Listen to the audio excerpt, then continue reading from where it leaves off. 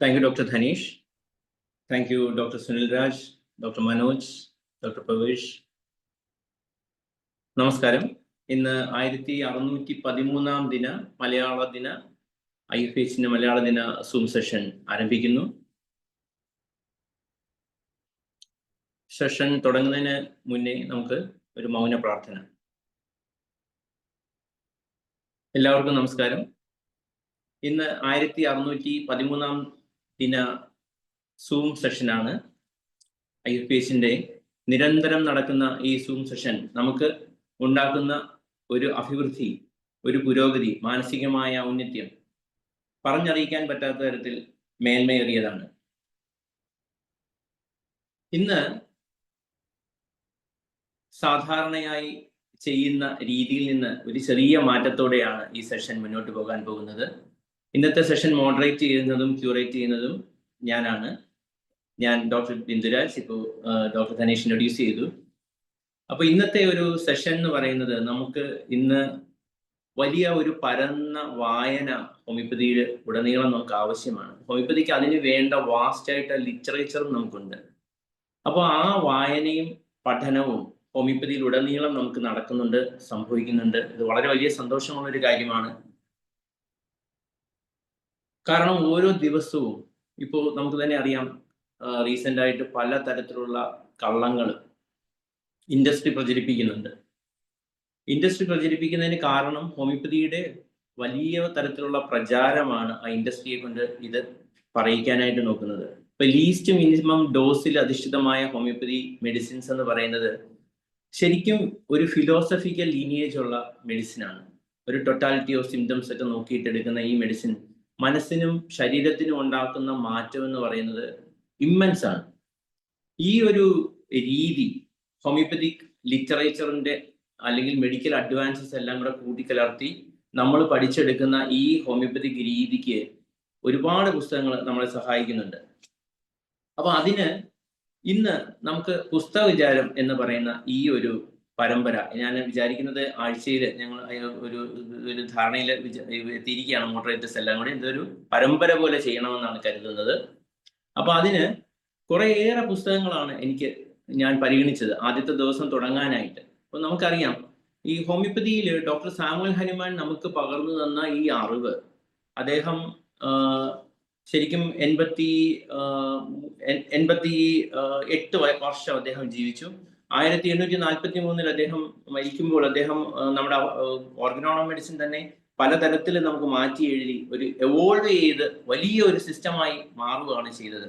അപ്പൊ അതിനുശേഷം വന്ന ഒരുപാട് ഗുരുക്കന്മാരുടെ ഒരു ശ്രേണി തന്നെ നമുക്കുണ്ടായി. അത് അലനും ഡോക്ടർ ബോണിഹാസനും ബെർണറ്റും ലിപ്പയും ലിലിയൻതാളും കെന്റും ഹെറിങ്ങും ഡണ്ണാമും നാഷും ഒക്കെ ആയിട്ട് ഫാറിങ്ടണും ഒക്കെ ഒരു വലിയ ശ്രേണി തന്നെ മുന്നോട്ട് പോയി. ഇവരെല്ലാം കുറച്ചൊക്കെ സമശീർഷരുമായിരുന്നു. അപ്പൊ അവരെല്ലാം ഏൽപ്പിച്ച ഒരു ബാറ്റൺ ആണ് നമ്മൾ ഇങ്ങനെ കണ്ടിന്യൂ ചെയ്ത് മുന്നോട്ട് പോകുന്നത്. ഇതിനെല്ലാം തീർച്ചയായും ആ ഒരു ഫിലോസഫിക്കൽ, ആ ഹോമിയോപ്പതിയുടെ ഒരു അടിസ്ഥാന തത്വത്തിൽ ഊന്നിയുള്ള ഒരു മുന്നോട്ട് പോക്ക് നടന്നുകൊണ്ടിരിക്കുകയാണ്. അപ്പോൾ ആ ഒരു ഇതിൽ നിന്ന് ശരിക്കും ഇന്ന് സംസാരിക്കാനായിട്ട് ഞാൻ തിരഞ്ഞെടുത്തത്, അല്ലെങ്കിൽ പുസ്തക വിചാരത്തിനായിട്ട് ഞാൻ തിരഞ്ഞെടുത്തത് E.A. ഫാറിങ്ടന്റെ ക്ലിനിക്കൽ മെറ്റീരിയ മെഡിക്കയാണ്. അപ്പൊ ഇന്നത്തെ പുസ്തക പരിചയത്തില് നമുക്ക് ഡോക്ടർ സാമുവൽ ഹനിമാന്റെ ഒരു അഫോർസത്തിലൂടെ തന്നെ തുടങ്ങാം.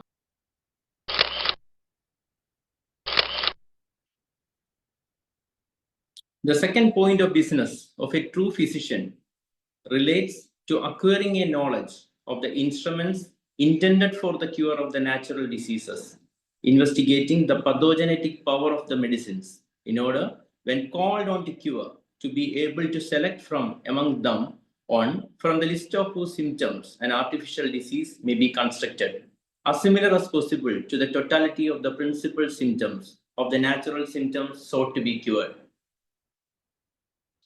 അപ്പോൾ ശരിക്കും നമുക്ക് നമ്മുടെ ബിസിനസ്, ഒരു ട്രൂ ഫിസിഷ്യൻ എന്ന് പറയുന്ന ആളുടെ ബിസിനസ് എന്ന് പറയുന്നത് തീർച്ചയായും നമുക്ക് ഇങ്ങനെയൊക്കെയുള്ള പതോജനറ്റിക് പവറുകളും മെഡിസിൻസിന്റെ പതോജനറ്റിക് പവറുകൾ നന്നായി മനസ്സിലാക്കാനായിട്ടുള്ള മാർഗങ്ങൾ, അത് ആരാണോ ഏറ്റവും നന്നായി പറഞ്ഞു തന്നിട്ടുള്ളത് അത് കൂടുതൽ മനസ്സിലാക്കുക.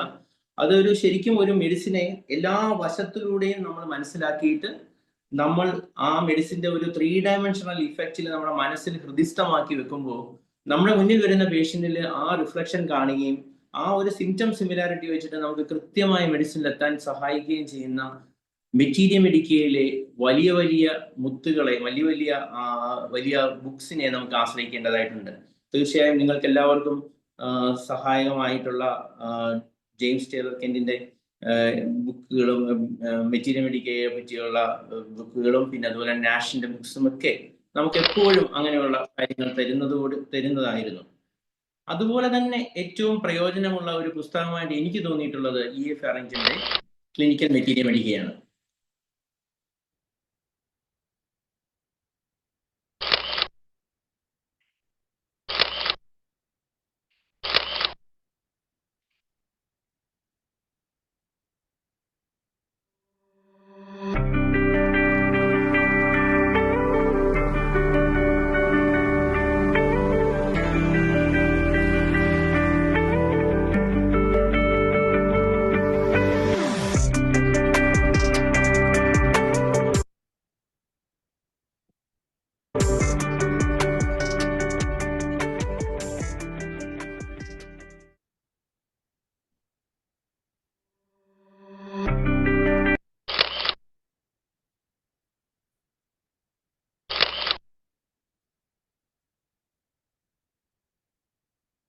E.A. ഫാറിങ്ടന്റെ ക്ലിനിക്കൽ മെറ്റീരിയ മെഡിക്ക നമ്മൾ വായിക്കുമ്പോൾ നമുക്ക് തീർച്ചയായിട്ടും മനസ്സിലാക്കാൻ പറ്റുന്നത് അദ്ദേഹം എത്രമാത്രം അതിനകത്ത് നമ്മളുടെ ഒരു ഹോമിയോപ്പതിക് അണ്ടർസ്റ്റാൻഡിങ്ങിനെ, മെറ്റീരിയ മെഡിക്ക എന്ന് പറയുന്ന ഒരു വാസ്റ്റ് ആയിട്ടുള്ള ഒരു സബ്ജക്റ്റ് ആണ് അല്ലെ? നിങ്ങൾക്ക് എല്ലാവർക്കും അറിയാം. നമുക്ക് അലന്റെ ഒക്കെ ഒരു 10 വോളിയം ഓഫ് മെറ്റീരിയ മെഡിക്കയുടെ ഒരു കടല് പോലെയുള്ള 9000 പേജുള്ള ബുക്കൊക്കെ, അത് ക്ലിനിക്കൽ സിംറ്റംസ് കൂടെ ആഡ് ചെയ്ത 10,000 കണക്കിന് പേജ് ആയിട്ട് അത് വികസിക്കുന്ന വലിയ ഒരു ഒരു എന്താ പറയുക, മരുന്നിന്റെ ഒരു സിംറ്റംസിന്റെ ഒരു സമ്പത്ത് തന്നെ നമുക്ക് അതിനകത്തുണ്ട്. പക്ഷെ ഇതെല്ലാം മനസ്സിലാക്കി വെക്കുക, ഹൃദിസ്ഥമാക്കി വെക്കുക, ഇതെല്ലാം ഓരോ മെഡിസിന്റെയും വ്യത്യാസങ്ങളൊക്കെ മനസ്സിലാക്കി മുന്നോട്ട് പോവുക എന്ന് പറയുന്നത് വളരെയധികം പ്രയാസമുള്ള ഒരു കാര്യമാണ്. ഇവിടെയാണ് ഡോക്ടർ E.A. ഫാറിങ്ടന്റെ ക്ലിനിക്കൽ മെറ്റീരിയ മെഡിക്ക നമുക്ക് ഏറ്റവും പ്രയോജനമുള്ളതായി മാറുന്നത്. E.A. ഫാറിങ്ടനെ പറ്റി നമ്മൾ ചെറുതായിട്ട് തീർച്ചയായിട്ടും അദ്ദേഹത്തിന്റെ ലൈഫ് ഹിസ്റ്ററി ഒന്ന് മനസ്സിലാക്കേണ്ടതുണ്ട്. കാരണം ഹോമിയോപ്പതിക്ക് വളരെ 38 വയസ്സ് മാത്രമേ അദ്ദേഹം ജീവിച്ചിരുന്നുള്ളൂ. ഈ 38 വയസ്സിൽ അദ്ദേഹം നമുക്ക് കമ്പാരറ്റീവ് മെറ്റീരിയ മെഡിക്കയും ക്ലിനിക്കൽ മെറ്റീരിയ മെഡിക്കയും നമുക്ക് തന്നിട്ട് പോയ ആളാണ്. തീർച്ചയായും നിങ്ങൾക്ക് എല്ലാവർക്കും നിങ്ങൾ വായിച്ചിട്ടുണ്ടാവും, നിങ്ങൾ പഠിച്ചിട്ടുണ്ടാവും. പക്ഷെ ഇപ്പോൾ നമുക്കൊരു പുനർവായന ആവശ്യമായി വരുന്നു. കാരണം ഇപ്പോഴത്തെ നമ്മുടെ സ്റ്റുഡൻസിനും നമ്മുടെ പുതിയ ഡോക്ടേഴ്സിനും ഇത് വായിച്ചിട്ടില്ലെങ്കിൽ അല്ല മനസ്സിലാക്കിയിട്ടില്ലെങ്കിൽ തീർച്ചയായും അവരുടെ പ്രാക്ടീസിന് മുന്നോട്ട് പോകാനായിട്ട് E.A. ഫാറിങ്ടൻ അത്യന്താപേക്ഷിതമാണ്. കാരണം അദ്ദേഹത്തിന്റെ കമ്പാരിസൺ, ഓരോ മെഡിസിനിലും അദ്ദേഹം എടുത്തിട്ടുള്ള ഒരു കമ്പാരിറ്റീവ് സ്റ്റഡി, അത് വളരെയധികം നല്ലതാണ്. നമ്മുടെ മനസ്സിൽ അത് ഓരോ മരുന്നിന്റെയും പ്രത്യേകതകൾ മനസ്സിലാക്കാനായിട്ട് അദ്ദേഹം തീർച്ചയായും സഹായിച്ചിട്ടുണ്ട്. അപ്പോൾ അദ്ദേഹത്തിന്റെ ഒരു ജീവിത ചരിത്രം നമുക്ക് ചെറുതായിട്ടൊന്ന് നോക്കാം. അദ്ദേഹം ജനിച്ചത് ന്യൂയോർക്കിലാണ്. 1847 ജനുവരി 1-ാം തീയതിയാണ് അദ്ദേഹം ജനിക്കുന്നത്. ജനനത്തിന് ശേഷം കുടുംബം ഫിലാഡൽഫിയയിലേക്ക് താമസം മാറി. ഫിലാഡൽഫിയയിലായിരുന്നു അദ്ദേഹത്തിന്റെ സ്കൂളിംഗ്. വളരെയധികം മിടുക്കനായ ഒരു കുട്ടിയായിരുന്നു ഫാറിങ്ടൺ. ടീച്ചേഴ്സിനൊക്കെ മുക്തകണ്ഠ പ്രശംസ പിടിച്ചു പറ്റിയ ഫാറിങ്ടൺ സ്കൂൾ കാലം മുന്നോട്ട് പോയി. മുതിർന്ന ക്ലാസ്സുകളിലും അദ്ദേഹം എക്സംപ്ലറിയായ ബുദ്ധിവൈഭവം പ്രകടിപ്പിച്ചിരുന്നു.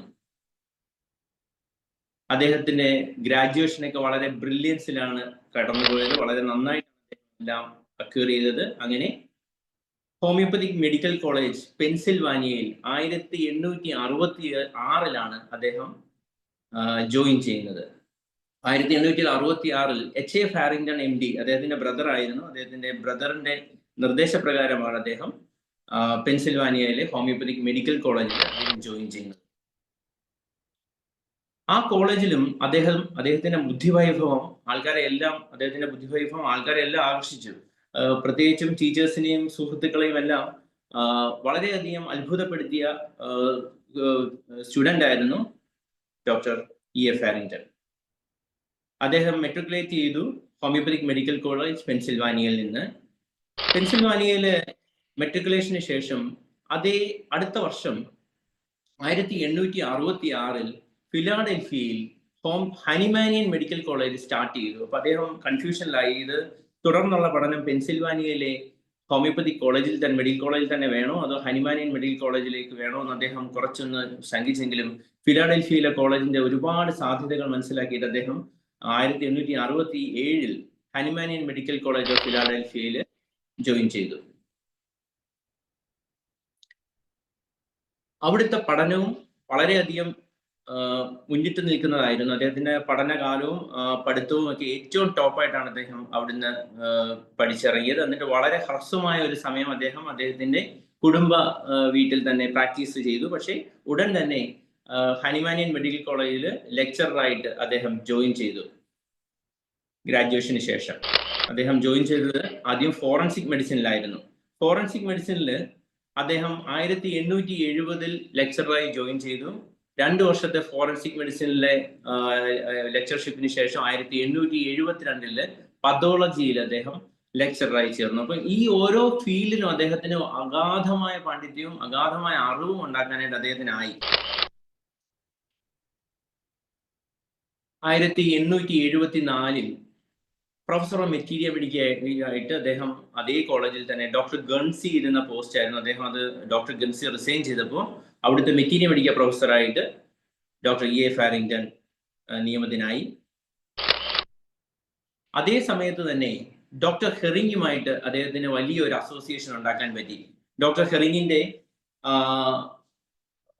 വലിയ അസോസിയേഷനും ഈ പറഞ്ഞ പോലെ തന്നെ മെറ്റീരിയബിലിറ്റിയിലുള്ള അഗാധമായ പാണ്ഡിത്യം ഉണ്ടാക്കാനായിട്ട് E.A. ഫാരിങ്ടൺ ആയി. ഹെറിങ് പറയുക തന്നെ ചെയ്തു, when I am gone Farrington must finish my മെറ്റീരിയബിലിറ്റി എന്ന്. അതായത് ഹെറിങ്ങിന്റെ പുസ്തകത്തിന്റെ ബാക്കിയുള്ള കാര്യങ്ങളെല്ലാം ഫാരിങ്ടൺ സഹായിക്കും, എനിക്കത് പൂർണ്ണമാക്കാൻ കഴിയുമെന്ന് വരെ പറയുക ചെയ്ത ആളാണ് ഡോക്ടർ ഹെറിങ്. അപ്പൊ അത്രയ്ക്ക് മാത്രം വലിയ വയസ്സില്ലാതിരുന്ന ഫാരിങ്ടന്റെ കഴിവിനെ ഡോക്ടർ ഹെറിങ് മാനിച്ചിരുന്നു.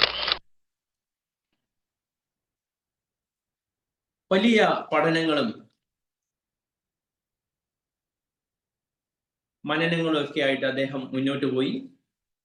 അദ്ദേഹത്തിന്റെ തറോ റിസർച്ചുകൾ ഡോസേജിലും ഹോമിയോപ്പതിക് ഫിലോസഫിയിലും ഒക്കെ ഉണ്ടായി. അദ്ദേഹത്തിന്റെ ഏറ്റവും വലിയ സന്തോഷം മെറ്റീരിയ പഠിക്കുന്നത് തന്നെയായിരുന്നു. American journal of homeopathic materia മെഡിക്കയിലും ഹാനിമാനിയൻ മന്ത്ലിയിലും നോർത്ത് അമേരിക്കൻ ജേണൽ ഓഫ് ഹോമിയോപ്പതിയിലും ഒക്കെ അദ്ദേഹം നിരന്തരമായി ആർട്ടിക്കിളുകൾ എഴുതി. ഈ ആർട്ടിക്കിളുകളുടെ സമാഹരണമാണ് ശരിക്കും ക്ലിനിക്കൽ മെറ്റീരിയ മെഡിക്കയും കമ്പാരിറ്റീവ് മെറ്റീരിയ മെഡിക്കയുമായിട്ട് നമ്മളിപ്പോൾ മനസ്സിലാക്കുന്നതും വായിക്കുന്നതും ഒക്കെ. ഇതൊക്കെ 1871 1875 ഒക്കെയാണ് അദ്ദേഹം ഇത് നടത്തിയത്. അപ്പൊ അദ്ദേഹം അത് കഴിഞ്ഞിട്ട് member of state society of the American institute of ഹോമിയോപ്പതിയിൽ അംഗമായി. ആൻഡ് പിന്നെ അദ്ദേഹം അംഗമായത് ഡ്രഗ് പ്രൂവിങ്സിനകത്ത് കമ്മിറ്റി ഓഫ് ഡ്രഗ് പ്രൂവിങ്സിൽ മെമ്പറായി. ഇങ്ങനെ അദ്ദേഹം മുന്നോട്ട് പോകുമ്പോൾ 1879 Hahnemannian monthly Hahnemannian club of Philadelphia purchase ചെയ്തു. അതേ സമയത്ത് അദ്ദേഹത്തെ എഡിറ്ററായിട്ട് അതിനകത്ത് നിയമിക്കാനായിട്ട് അവർ നോക്കിയെങ്കിലും ഡോക്ടർ E.A. ഫാരിങ്ടന് ആ സമയത്ത് കുറച്ച് അസുഖങ്ങളൊക്കെ തുടങ്ങി. നിരന്തരമായ പഠനവും സ്റ്റുഡൻസിനെ പഠിപ്പിക്കലും ഒക്കെ ആയിട്ടുള്ള ആ ഒരു ജീവിതത്തിൽ അദ്ദേഹത്തിന് ഒരു ചെറിയ ലാറിഞ്ചൈറ്റിസ് ആയിട്ടാണ് അസുഖം തുടങ്ങിയത്. ഏതാണ്ട് 1884 ഡിസംബറിലാണ് അദ്ദേഹത്തിന് ആദ്യം അസുഖം സ്റ്റാർട്ട് ചെയ്യുന്നത്. ആ അസുഖം ചെറിയൊരു ഒച്ചയടപ്പായിട്ട് തുടങ്ങിയ അസുഖം പൂർണ്ണമായും ഒരു അഫോണിയായിട്ട് ഡെവലപ്പ് ചെയ്തു. ജാനുവരി 1884 അദ്ദേഹം ഇംപ്രൂവ് ചെയ്തു. അടുത്ത മാസം അദ്ദേഹം കുട്ടികളെ പഠിപ്പിക്കാനായിട്ട് വീണ്ടും കോളേജിൽ ജോയിൻ ചെയ്തെങ്കിലും സിവിയർ ബ്രോങ്കൈറ്റിസ് ഏപ്രിലോട് കൂടി ഉടലെടുത്തു. അങ്ങനെ അത് വളരെയധികം അദ്ദേഹത്തെ വിഷമിപ്പിച്ചു. അദ്ദേഹത്തിന്റെ ഭാര്യയായ എലിസബത്ത് എയ്റ്റ്കിനുമായിട്ട് ചികിത്സാർത്ഥം യൂറോപ്പിലേക്ക് പോകാനായിട്ട് കരുതി. കാരണം അമേരിക്കയിലെ വളരെ കൊടും തണുപ്പില് അദ്ദേഹത്തിന് ഈ അസുഖം കൂടുന്നതായിട്ട് തോന്നി. ഇപ്പൊ യൂറോപ്പിലെത്തിയാൽ യൂറോപ്പിലെ കാലാവസ്ഥയിൽ ഒരു വ്യത്യാസം ഉണ്ടാകുമ്പോൾ കുറച്ച് വ്യത്യാസം ഉണ്ടാകും അസുഖത്തിന് എന്നൊക്കെ കരുതിയാണ് അദ്ദേഹം യൂറോപ്പിലേക്ക് സെയിൽ ചെയ്യുന്നത്. ഭാര്യയുമായി യൂറോപ്പിലേക്ക് സെയിൽ ചെയ്ത അദ്ദേഹം പക്ഷേ അവിടെ എത്തിയെങ്കിലും അവിടെ ഡോക്ടർ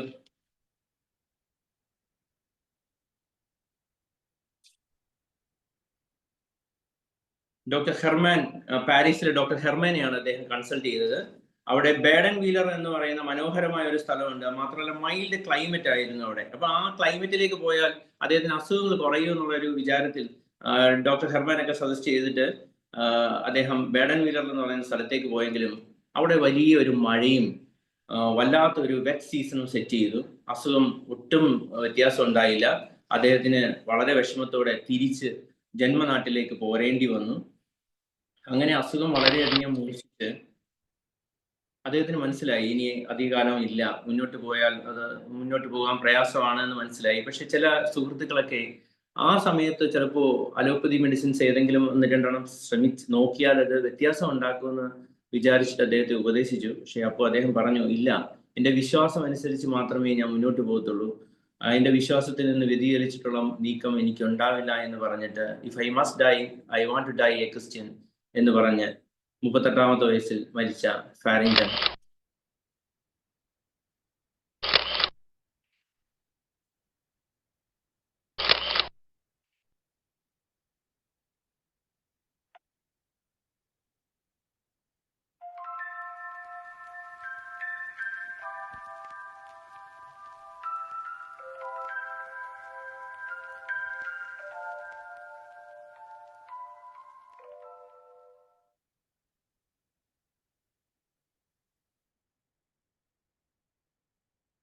എപ്പോഴും തീർച്ചയായിട്ടും ഒരു നീറുന്ന ഓർമ്മ തന്നെയാണ് അത്.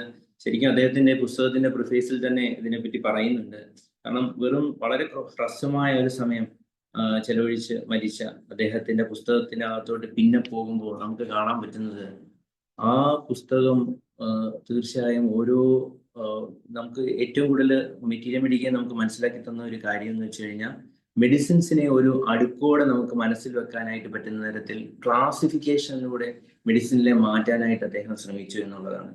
അതാദ്യമായിട്ട് തന്നെ ആനിമൽ കിങ്ഡം എന്നും വെജിറ്റബിൾ കിങ്ഡം എന്നും മിനറൽസ് എന്നും നോസോട്സ് എന്നുമായിട്ട് ക്ലാസിഫൈ ചെയ്ത് മരുന്നിന്റെ പ്രത്യേകതയ്ക്കനുസരിച്ച് അടുക്കി ആ മരുന്നുകൾ തമ്മിലുള്ള കണക്ഷൻസ് നമ്മളെ മനസ്സിലാക്കി അത് മുന്നോട്ട് പോകുമ്പോൾ അത് ഓരോന്ന് വായിക്കുമ്പോൾ നമുക്ക് കിട്ടുന്ന ഒരു അറിവ്, ആ ഓരോ മെഡിസിൻസും കമ്പയർ ചെയ്യുമ്പോൾ നമുക്ക് കിട്ടുന്ന ഒരു അറിവ് മെഡിസിൻസിനെ നമ്മുടെ മനസ്സിൽ ഹൃദിസ്ഥമാക്കി വെക്കാൻ സഹായിക്കും. അദ്ദേഹത്തിന്റെ മെഡിസിന്റെ സ്കീമ നിങ്ങൾക്ക് അറിയാവുന്നതായിരിക്കാം. അദ്ദേഹം മെഡിസിനകത്ത് ആനിമൽ കിങ്ഡം എന്ന് പറയുന്ന കിങ്ഡത്തിലാണ് ശരിക്കും പറഞ്ഞാൽ മെറ്റീരിയൽ മെഡിക്കൽ തുടങ്ങുന്നത്. ആ ആനിമൽ കിങ്ഡം അദ്ദേഹം അതിനകത്ത് പ്രത്യേകം പറയുന്നുണ്ട്. ആനിമൽ കിങ്ഡം എന്ന് പറയുന്ന ആ ക്യാരക്ടേഴ്സ് തന്നെ അതിനകത്ത് ലസ്റ്റും ഗ്രീഡും വയലൻസും ഒക്കെ ഉള്ള മെഡിസിൻസ് ഏറ്റവും കൂടുതലുള്ളത് ആനിമൽ കിങ്ഡത്തിലാണ്. അപ്പൊ ആ മെഡിസിൻസിന്റെ ആ പൊതു സ്വഭാവം നമുക്ക് ഓരോന്നിനും മനസ്സിലാക്കി കഴിയുകയാണെങ്കിൽ അതിന്റെ ക്യാരക്ടറും അതിന്റെ അഫിനിറ്റിയും അതിന്റെ സ്പിയർ ഓഫ് ആക്ഷനും ഒക്കെ മനസ്സിലാക്കുകയാണെങ്കിൽ നമുക്ക് ഒരുപാട് മെച്ചം ഉണ്ടാക്കാൻ പറ്റും. അപ്പൊ തന്നെ നമുക്ക് അറിയാവുന്ന ഒരു കാര്യമാണ് ആനിമൽ കിങ്ഡത്തിനകത്തുള്ള ക്ലാസിഫിക്കേഷനിൽ വെർട്ടിബ്രേറ്റ എന്ന് പറഞ്ഞിട്ട് ആനിമൽ കിങ്ഡത്തിലെ മാമലിയ, ഒഫീഡിയ, പിസസ്, ബെട്രാച്ചിയ, പെട്രാച്ചിയ എന്ന് പറഞ്ഞിട്ട് നമുക്ക് ക്ലാസിഫൈ ചെയ്യാനായിട്ട് പറ്റി. അതുപോലെ തന്നെ അതിനകത്ത് അദ്ദേഹം ക്ലാസിഫൈ ചെയ്തേക്കുന്ന വേറൊരെണ്ണം മുളിസ്കയാണ്, അത് സെപ്പിയയും മ്യൂറക്സും ആണ്. റേഡിയേറ്റ എന്ന് പറഞ്ഞൊരു ക്ലാസിഫിക്കേഷൻ ഉണ്ട്. ആ ക്ലാസിഫിക്കേഷനകത്തും അദ്ദേഹം സെപ്പിയയും ബാഡിയാക്കയൊക്കെ വെച്ചിട്ടുണ്ട്. ആർട്ടിക്കുലേറ്റയിൽ അദ്ദേഹം ക്ലാസിഫൈ ചെയ്തത് ഹെമിപ്റ്ററ, ഹിനോപ്റ്ററ അങ്ങനെ പറഞ്ഞിട്ടാണ് ക്ലാസിഫൈ ചെയ്ത് മുന്നോട്ട് പോയിരിക്കുന്നത്. അരഗ്നിഡ വരെയാണ് ആ ക്ലാസിഫിക്കേഷൻ. ഇതിനകത്തെല്ലാം നമുക്ക് ഓരോ മെഡിസിനെയും അതിനകത്ത് അടുക്കി വെച്ചിട്ടാണ് അദ്ദേഹം അത് നമുക്ക് പറഞ്ഞു തന്ന് മുന്നോട്ട് പോകുന്നത്. അതിനകത്ത് ഒഫീഡിയ മാത്രം മതി. ഒഫീഡിയ നമുക്ക് നോക്കുമ്പോൾ തന്നെ നമുക്ക് അറിയാം ആ ക്ലാസിഫിക്കേഷന്റെ ഒരു മനോഹാരിത ഒഫീഡിയയിലൂടെ പോകുമ്പോൾ തന്നെ നമുക്ക് മനസ്സിലാകും. അപ്പോൾ അതിനകത്ത് ഒഫീഡിയയിൽ ലാക്ടസിസും ക്രോട്ടാലസ് ഹോറിഡസും ക്രോട്ടാലസ് കാസ്കവല്ലയും നാജ ട്രിപ്പിഡാൻസും എലാപ്സും ബോത്രോപ്സും ഒക്കെ വളരെ മനോഹരമായി അദ്ദേഹം വ്യത്യാസപ്പെടുത്തി പറയുന്നുണ്ട്. അതിനകത്ത് ഈ ഏറ്റവും കൂടുതൽ എക്സ്പ്ലെയിൻ ചെയ്തേക്കുന്ന ലാക്ടസിസിനെ തന്നെയാണ്. ലാക്ടസിസിന്റെ ആയിട്ടുള്ള കമ്പാരിസൺസ്, ഓരോ മെഡിസിൻസുമായിട്ടുള്ള കമ്പാരിസൺസ്. ഫോർ എക്സാമ്പിൾ സൺ ഹെഡേക്കിനൊക്കെ ലാക്ടസിസ് ഉപയോഗിക്കുമ്പോൾ ലാക്ടസിസ് കമ്പയർ ചെയ്തേക്കുന്നത് ഗ്ലോണോയിനും നാട്രം കാർബും ബെൽഡോണയും തെറിഡിയോണും ഒക്കെ ആയിട്ടാണ്. അപ്പൊ അതിന്റെ ഓരോ മെഡിസിനും കമ്പയർ ചെയ്യുമ്പോൾ അതിന്റെ ഡിഫറൻസ് വെച്ചിട്ട് ആ സൺ ഹെഡേക്കിന്റെ ഒരു അഗ്രവേഷനും അമിലറേഷനും ഒക്കെ പറയുന്നതും അല്ലെങ്കിൽ ഓരോ മെഡിസിനും നമുക്ക് ആ വ്യത്യസ്തമായിട്ട് ഓരോ തരത്തിലും അത് പെരുമാറുന്ന രീതികളുമൊക്കെ നിങ്ങൾ തീർച്ചയായിട്ടും വായിച്ച് മനസ്സിലാക്കണം. ഫോർ എക്സാമ്പിൾ അതുപോലെ തന്നെ നമുക്ക് എല്ലാവർക്കും അറിയാവുന്ന ലൊക്കാസിറ്റി, ലാക്കസിന്റെ ലൊക്കാസിറ്റിയുമായിട്ട് കമ്പയർ ചെയ്യുമ്പോൾ അദ്ദേഹം മുന്നോട്ട് പോകുന്നത് സ്റ്റമോണിയവും അഗാരിക്കസും മെഫൈറ്റിസും ആക്ടിയയും പാരീസ് ക്വാഡ്രിഫോളിയുമായിട്ട് കമ്പയർ ചെയ്തിട്ടാണ്. അപ്പം സ്റ്റമോണിയത്തിന്റെ ലൊക്കാസിറ്റിയും അഗാരിക്കസിന്റെയും മെഫൈറ്റിസിന്റെ ഒക്കെ ലൊക്കാസിറ്റിയും കമ്പയർ ചെയ്തിട്ടുണ്ട് ലാക്കസിസുമായിട്ട് കണക്ട് ചെയ്തിട്ട്. അതുപോലെ തന്നെ മെർക്കൂറിയസ് കമ്പയർ ചെയ്യുമ്പോൾ അദ്ദേഹം മെർക്കൂറിയസുമായിട്ടുള്ള സിമിലാരിറ്റിയും ലാക്കസുമായിട്ടുള്ള സിമിലാരിറ്റി മെർക്കൂറിയസിൻ്റെതും അദ്ദേഹം പറയുന്നുണ്ട് ഒഫീഡിയയിൽ. അതിനകത്ത് പറയുന്നുണ്ട് ലാക്കസിസ് ശരിക്കും മെർക്കൂറിയസുമായിട്ട് നല്ല ഫോളോസ്വെല്ലാണല്ലോ, എപ്പോഴും മെർക്കൂറിയസുമായിട്ട് ശരിക്കും ലാക്കസിസ് ഫോളോസ്വെല്ലാണ്. അതുപോലെ തന്നെ മെർക്കുറിയുടെ അബ്യൂസ് ആന്റിഡോട്ട് ചെയ്യാനും ലാക്കസിസ് ഒരു ബെസ്റ്റ് മെഡിസിൻ ആണ് എന്നും അദ്ദേഹം പറഞ്ഞു പോകുന്നു. അങ്ങനെ ഈ പറഞ്ഞ ഒഫീഡിയ എന്ന് പറയുന്നതും വളരെ വാസ്റ്റ് ആയിട്ട് വളരെ ഒരുപാട് പേജിലാണ് പറഞ്ഞു പോകുന്നത്. അതിൻ്റെ ഒരു വിസ്തരഭേദത്താൽ ഞാനത് കൂടുതൽ പറയുന്നില്ല. എന്തായാലും ഫാരിങ്ടന്റെ മെറ്റീരിയൽ മേടിക്കുക, തീർച്ചയായിട്ടും ഇങ്ങനെ വായിച്ചു പോകുന്നത് ഒരു അനുഭവമാണ്. ക്രോസ് കമ്പാരിസണും ഒക്കെ ആയിട്ട് നമുക്ക് മുന്നോട്ട് പോകുമ്പോൾ നമുക്ക് മനസ്സിലാക്കി വെക്കാനായിട്ട് നല്ലതാണ്. അതുപോലെ അദ്ദേഹം പ്രത്യേകം പറയുന്ന ഒരു കാര്യം, നമ്മളിപ്പോ ഓരോ മെഡിസിൻസും മനസ്സിലാക്കുമ്പോൾ ആ മെഡിസിൻ നമ്മുടെ മനസ്സിനകത്ത് ഒരു ബിംബം ഉണ്ടാക്കുകയാണ്. അപ്പൊ അത് നമ്മൾ വീണ്ടും വീണ്ടും പഠിച്ച് മനസ്സിലാക്കുമ്പോൾ ആ ബിംബം നമ്മുടെ മനസ്സിൽ കിടക്കും. അതിന്റെ ഒരു എസൻസ്, അതിന്റെ ഒരു പിക്ചർ, ഒരു ഇമേജ് നമ്മുടെ മുന്നിൽ മനസ്സിൽ കിടക്കും. ചിലപ്പോൾ അത് പൊടിയൊക്കെ അടിഞ്ഞ് കിടക്കും. പക്ഷെ നമ്മുടെ മുന്നിൽ ഒരു പേഷ്യന്റ് വരുമ്പോൾ പേഷ്യന്റിന്റെ കേസ് ഹിസ്റ്ററി, നമ്മൾ കേസ് കംപ്ലീറ്റ് നന്നായിട്ട് ശ്രദ്ധിച്ച് മനസ്സിലാക്കി എഴുതിയെടുത്ത് കഴിയുമ്പോൾ എവിടുന്നോ ഈ പൊടിയിൽ അടിഞ്ഞു കിടക്കുന്ന മെഡിസിൻ പെട്ടെന്ന് വരികയും ഒരു ഇൻറ്റ്യൂറ്റീവ് പ്രിസ്ക്രൈബറായിട്ട് നമുക്ക് മാറാൻ കഴിയുകയും ചെയ്യും. സത്യത്തിൽ നമുക്ക് ആ ഇൻറ്റ്യൂറ്റീവ് പ്രിസ്ക്രൈബർ ആവാനായിട്ട് വർഷങ്ങളുടെ സബരി ആവശ്യമാണ്. വർഷങ്ങളായിട്ട് ഒരുപാട് എളുപ്പമല്ലത്. ആദ്യമായിട്ടൊക്കെ ഉള്ള ഡോക്ടേഴ്സിന് ഒരിക്കലും അത് പെട്ടെന്ന് എത്താൻ പറ്റില്ല. പക്ഷേ നിരന്തരമായി നമ്മളിങ്ങനെ മെഡിസിൻസ് പഠിച്ച് മെഡിസിൻസിന്റെ പിക്ചർ മനസ്സിൽ ഉറപ്പിക്കുകയാണെങ്കിൽ നമുക്ക് ആ പേഷ്യന്റിനെ ഉള്ള കൃത്യമായ സിമിലിമം നമുക്ക് സെലക്ട് ചെയ്യാനായിട്ട് കഴിയും. അതുകൊണ്ട് തന്നെ ഡോക്ടർ ഫാരിങ്ടന്റെ മെറ്റീരിയൽ മെഡിക്കൽ ഉടനീളം നമുക്ക് വായിക്കുമ്പോൾ മനസ്സിലാവും അദ്ദേഹം ഒരു സിംഗിൾ മെഡിസിന്റെ പ്രയോക്താവാണ്. ഇപ്പം എനിക്ക് അതിനകത്ത് ഏറ്റവും കൂടുതൽ സന്തോഷവും ഇഷ്ടവും തോന്നാൻ കാരണം അത് തന്നെയാണ്. കാരണം ഞാൻ എൻ്റെ പഠനകാലത്ത് അല്ലെങ്കിൽ പഠിച്ച് ഇരുന്ന സമയത്ത് തന്നെ എനിക്ക് കെന്റിന്റെ മെറ്റീരിയൽ മെഡിക്കൊക്കെ വളരെ ഇഷ്ടമായിരുന്നു. അതിന്റെ പിക്ചേഴ്സ് ആയിട്ട് അദ്ദേഹം പറഞ്ഞു ഓരോ മെഡിസിനും പറഞ്ഞു തരുന്നത് എനിക്ക് വളരെ സന്തോഷമായിരുന്നു. അതുപോലെ തന്നെ പ്രാക്ടീസ് തുടങ്ങിയപ്പോഴും നാഷിന്റെ ലീഡേഴ്സ് ഒക്കെ വായിച്ചിട്ടാണ് ഞാൻ പ്രാക്ടീസ് തുടങ്ങിയത്. അപ്പൊ ആദ്യം ഞാൻ പ്രാക്ടീസ് തുടങ്ങുമ്പോൾ ഞാൻ ഡോക്ടർ സൈഫുദ്ദീന്റെ കൂടെയാണ് ട്രീറ്റ്മെന്റ് തുടങ്ങിയത്. അപ്പൊ അദ്ദേഹം വളരെയധികം സിംഗിൾ മെഡിസിൻ മാത്രം യൂസ് ചെയ്യുന്ന, വളരെ സ്ട്രിക്റ്റ് ആയിട്ട് ഇത് ഫോളോ ചെയ്യുന്ന ആളായിരുന്നു. അപ്പം എനിക്ക് ഒരു തരത്തിൽ വ്യതിചലിക്കാൻ പറ്റാത്ത രീതിയിൽ എനിക്ക് മുന്നോട്ട് പോകാൻ അതുകൊണ്ട് ഭാഗ്യമുണ്ടായി. എപ്പോഴെങ്കിലും ഒക്കെ ഞാൻ ഇതല്ലാതെ 1-2 മെഡിസിൻ ഒക്കെ ഞാൻ ശ്രമിച്ചപ്പോൾ അത് തീർച്ചയായിട്ടും അത് വലിയ ഡിസാസ്റ്ററിലേക്ക് പോകുന്നതായിട്ടും എനിക്ക് തോന്നി. അത് അപകടങ്ങളാണ് എനിക്ക് ഉണ്ടാക്കിയത്. ശരിക്കും ഇപ്പോഴും 10-30 വർഷമായിട്ട് ഞാൻ പ്രാക്ടീസ് ചെയ്യുന്നു. ഇപ്പോഴും ഞാൻ ഒരിക്കലും ആ ഫിലോസഫിയുടെ ആ ഒരു ചട്ടക്കൂടിയിൽ നിന്ന് ഞാൻ പുറത്തു പോകാറില്ല.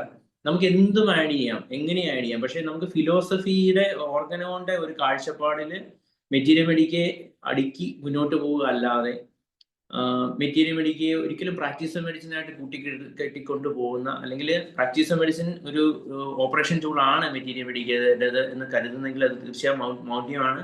തീർച്ചയായും നമുക്ക് ഓർഗനോണോ മെഡിസിൻ തന്നെയാണ് അതിന്റെ പിന്നെ ടൂൾ, ശരിക്കും ഓപ്പറേഷൻ മാനുവൽ എന്ന് പറയുന്നത്. അങ്ങനെ മാത്രം മുന്നോട്ട് പോകാനാണ് ശ്രമിക്കേണ്ടത്. ഫാരിങ്ടനൊക്കെ അടിവരയിട്ട് പറയുന്നുണ്ട്. അപ്പോൾ നമ്മൾ എപ്പോഴും നമ്മുടെ പ്രോഫിറ്റ് ഓഫ് ടൈം ആവരുതെന്നാണ്. നമ്മുടെ പ്രോഫിറ്റ് ഓഫ് ടൈം എന്ന് പറഞ്ഞാൽ നമ്മൾ ചിലപ്പോൾ ചെറിയൊരു സമയത്തെ പരിചയം മാത്രമേ നമുക്ക് ഉണ്ടായിട്ടുണ്ടാകത്തുള്ളൂ. അപ്പൊ നമുക്ക് എന്നും വീണ്ടും വീണ്ടും പഠിച്ച് ആർജിക്കേണ്ടതായിട്ടുണ്ട്.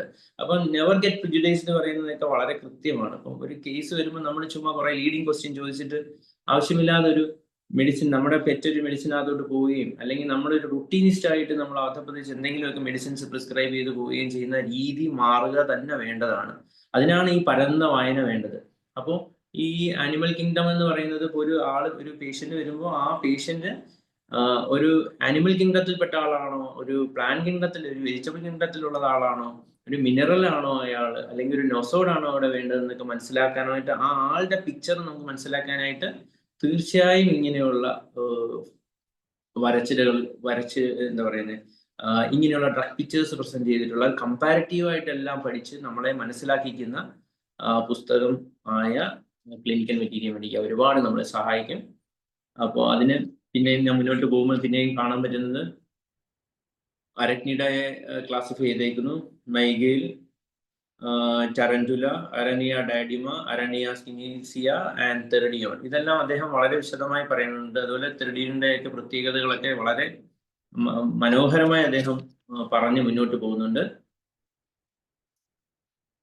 അതുപോലെ അദ്ദേഹം പലപ്പോഴും ശ്രദ്ധിച്ചിട്ടുള്ള ഒരു കാര്യം, പല മെഡിസിൻസും തമ്മിൽ വളരെയധികം സിമിലർ ആണെങ്കിലും അത് ശരിക്കും ഒരുമിച്ച് പോകുന്നതായിട്ട് കാണുന്നില്ല എന്ന് പലപ്പോഴും തോന്നിയിട്ടുണ്ട്. ഒരേ തരത്തിലുള്ളതാണെങ്കിലും, ഫോർ എക്സാമ്പിൾ ഈ ഒഫീഡിയ ഗ്രൂപ്പിലെ മെഡിസിൻസ് എല്ലാം ഏതാണ്ട് സിമിലർ ആയിട്ട് നമുക്ക് തോന്നുമെങ്കിലും ഒരിക്കലും അതൊന്നും ഫോളോസ് അല്ലെങ്കിൽ അതങ്ങോട്ടും ഇങ്ങോട്ടും മാറ്റി മാറ്റി നമുക്ക് പ്രിസ്ക്രൈബ് ചെയ്യാനും കഴിയില്ല.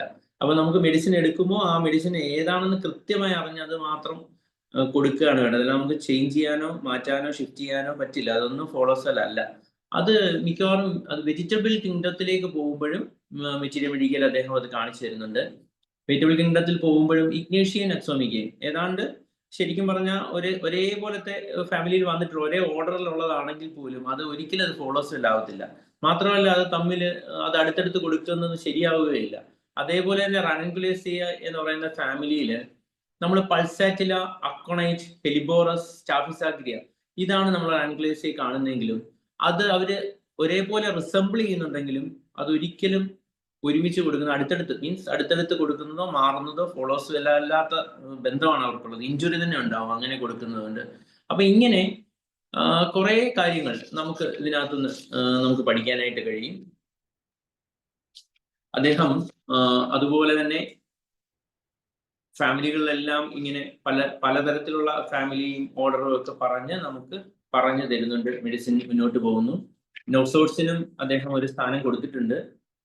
നോസോട്സ് സോറിനോ ഒക്കെയാണ് അതിനകത്ത് പറഞ്ഞേക്കുന്നത്. പക്ഷെ അതിനകത്ത് ട്യൂബർക്കുലിനോ കാർസിനോസിനോ അങ്ങനത്തെ ഒന്നും നമുക്ക് കാണാൻ പറ്റില്ല.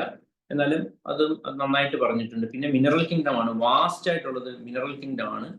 മിനറൽ കിങ്ഡത്തിനെയും നന്നായിട്ട് ക്ലാസിഫൈ ചെയ്ത് അദ്ദേഹം മുന്നോട്ട് പോകുന്നു. നോബിൾ മെറ്റൽസ് എന്നൊക്കെ പറഞ്ഞിട്ട് നമുക്ക് കാണാൻ പറ്റുന്നത് കാർബൺ ഗ്രൂപ്പും ഒക്കെ ഹാലജൻസും ഒക്കെ നമുക്ക് കാണാൻ പറ്റും.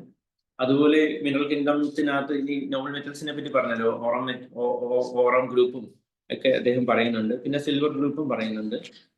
അങ്ങനെ ഈ ഒരു കമ്പാരിസണിൽ ഇത് മുന്നോട്ട് പോവുക ചെയ്യുന്നത്.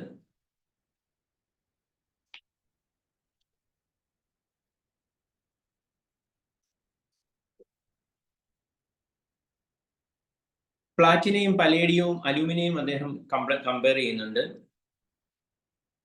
The action of platina is to be studied under 3 headings, namely the mental symptoms, its action on the nervous system in general, and its effects on the sexual organs of both the male and the female. The platina patient is rather haughty and proud, egoistical. She seems to look down upon everybody and everything as beneath her. There is often accompanying this mental condition a peculiarity of vision. Objects look smaller or to her than natural. അപ്പൊ നമുക്ക് എല്ലാവർക്കും അറിയാം പ്ലാറ്റിനയുടെ ആ ഒരു ഹോട്ടിയും അരഗന്റുമായിട്ടുള്ള ഒരു വിചാരം. ഇതിനെയെല്ലാം ഈ ഒരു ഹോട്ടി അരഗൻ നേച്ചറിനെയൊക്കെ മറ്റ് പല മെഡിസിൻസുമായിട്ടും അദ്ദേഹം അതേപോലെ അതേ ഹോട്ടിനെസ് ഉള്ള അതേ അരഗന്റ് ആയിട്ടുള്ള മറ്റേതൊക്കെ മെഡിസിൻസ് ആണെന്നുള്ളതൊക്കെ കമ്പയർ ചെയ്താണ് മുന്നോട്ട് പോകുന്നത്. അങ്ങനെ കാലിക്കാർബിലാണ് അദ്ദേഹം ഈ മെഡിസിന്റെ പഠനം കൊണ്ടുവന്ന് അവസാനിപ്പിക്കുന്നത്. കാലിക്കാർബിനകത്ത് ഇത് അവസാനിപ്പിക്കുമ്പോൾ അദ്ദേഹം പറഞ്ഞു പോകുന്ന ഒരു വലിയ ഒരു കാര്യമുണ്ട്. You see then that Calicarb is a remedy indicated in a great variety of diseases. It is a drug much neglected in practice for the same reason that many other remedies are, because the hurried and careless physician falls into routinism. അപ്പം ഈ റുട്ടീനിസ്റ്റ് prescription എന്ന് പറയുന്നത് എത്രത്തോളം അപകടമുള്ളതാണെന്ന് അദ്ദേഹം നമുക്ക് പറഞ്ഞു തരികയാണ്. അപ്പൊ അത് നമ്മൾ പ്രത്യേകം ശ്രദ്ധിക്കേണ്ടതാണ്. ഈ ഒരു റുട്ടീനിസം എന്ന് പറയുന്നത് ശരിക്കും ശരിയായ ഒരു കാര്യമേ അല്ല. അതുപോലെ തന്നെ ഫാരിങ്ടൺ ഒരു എന്ത് കാര്യവും നേർക്ക് വന്നാൽ അതങ്ങ് അപ്പോഴേ അത് മനസ്സിലാക്കി മുന്നോട്ട് പോകുന്ന മീൻസ് അതങ്ങ് അക്സെപ്റ്റ് ചെയ്യുന്ന ഒരാളായിരുന്നില്ല. അദ്ദേഹത്തിന്റെ പഠനകാലത്തും അല്ലാതെയും അദ്ദേഹം ലെക്ചറായിട്ട് തുടരുമ്പോഴും ഒക്കെ അദ്ദേഹം എല്ലാം ക്വസ്റ്റ്യൻ ചെയ്തിട്ട് മാത്രമാണ് സ്വീകരിച്ചിട്ടുള്ളത്. അപ്പൊ അത് ഡോസ് ആയാലും പൊട്ടൻസി ആയാലും അദ്ദേഹം നടത്തിയിട്ടുള്ള പ്രൂവിങ്ങുകളാണെങ്കിലും ഏത് കാര്യങ്ങളും പഴയ മുന്നേ പ്രൂവ് ചെയ്ത് വെച്ചിട്ടുള്ള മെഡിസിൻസ് റീപ്രൂവ് ചെയ്ത് മുന്നോട്ട് പോകുന്ന രീതികളാണെങ്കിലും ഫാരിങ്ടൺ അസാമാന്യമായ പ്രതിഭ വിലാസം തന്നെയാണ് കാഴ്ചവെച്ചിരുന്നത്.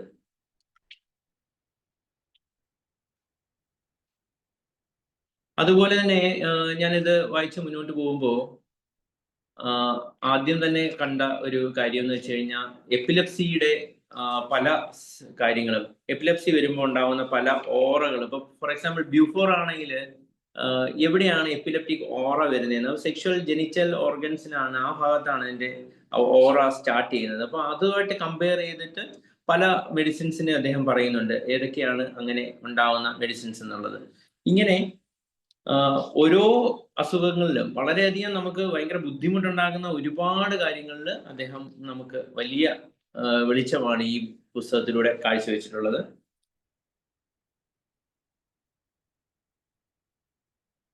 എനിക്ക് തോന്നുന്നു ഇതിനകത്ത് ഫാരിങ്ടനെ പറ്റി കൂടുതൽ പറയാനായിട്ട് അറിയാവുന്ന, ഫാരിങ്ടന്റെ മെറ്റീരിയൽ മേടിക്കുക ഇഷ്ടപ്പെടുന്ന ഒരുപാട് ആൾക്കാർ ഇതിനകത്ത് ഉണ്ടാകും. നമുക്ക് അങ്ങനെയുള്ള ഒരു ജസ്റ്റ് ഒരു ചർച്ച കൂടി ആകാമെന്ന് ഞാൻ കരുതുന്നു. അതിനു മുന്നേ ഞാനൊരു കാര്യം കൂടി ഒന്നുകൂടി ഒന്ന് ഷെയർ ചെയ്തോട്ടെ.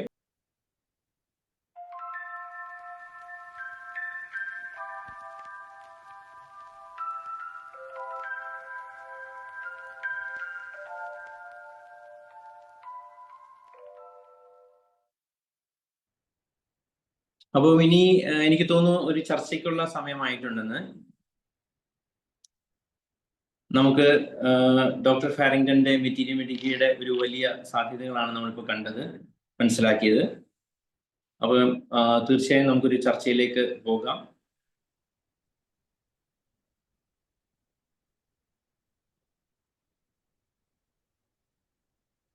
ഇന്നത്തെ പ്രസന്റേഷൻ പൂർത്തിയായോ ഡോക്ടറെ?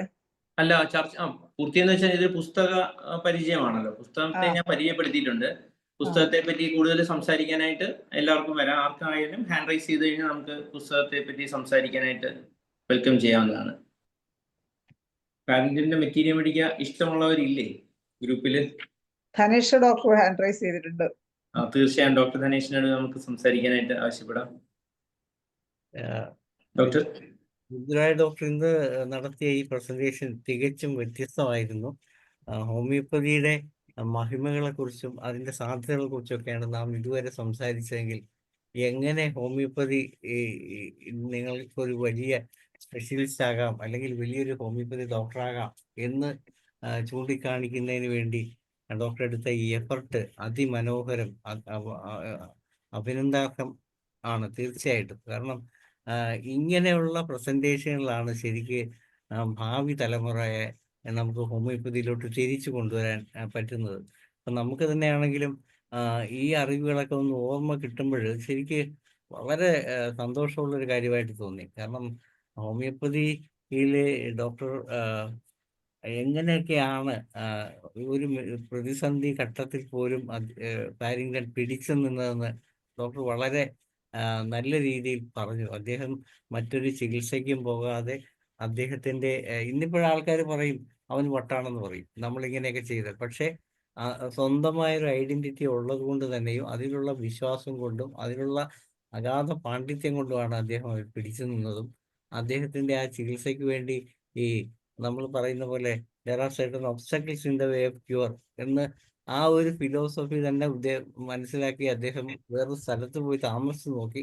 പക്ഷെ അവിടെ ചെന്നപ്പോഴും അത് മാറുന്നില്ല എന്ന് കണ്ടപ്പോൾ അദ്ദേഹത്തെ തിരിച്ചു പോവുകയാണ്. അപ്പൊ ഇതൊക്കെ ശരിക്ക് പല കാര്യങ്ങളും നമ്മൾ അടയാളപ്പെടുത്തിയിടുകയാണ്, നമ്മളെ ഓർമ്മിപ്പിക്കുകയാണ്.